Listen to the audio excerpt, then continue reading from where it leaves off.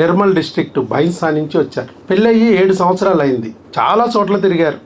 తిరిగితే ఐయుఐ చేయమన్నారు, చేసేసారు, పోయింది. తర్వాత ఐవీఎఫ్ చేయించుకోమన్నారు, చేయించుకున్నారు, పోయింది. ఇక ఏం చెప్పారంటే ఎందుకు పోయింది మేడం అంటే ఐవీఎఫ్ డోనార్కి వెళ్ళాలి, అండాలు సరిగా లేవు, ఇర్రెగ్యులర్ సైకిల్స్, క్వాలిటీ లేదు, డోనార్కి వెళ్ళండి అన్నారు.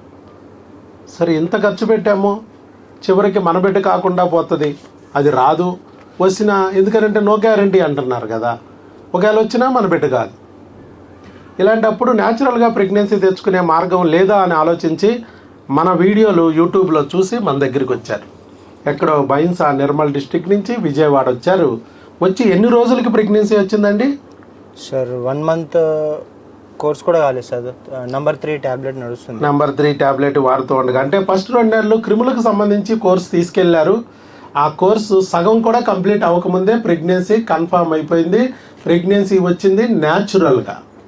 ఎలా వచ్చింది? ఐవీఎఫ్తో కాదు. ఎలా వచ్చింది? ఐయుఐతో కాదు. ఎలా వచ్చింది? ఆపరేషన్తో కాదు. 7 ఏళ్ల నుంచి రాని ప్రెగ్నెన్సీ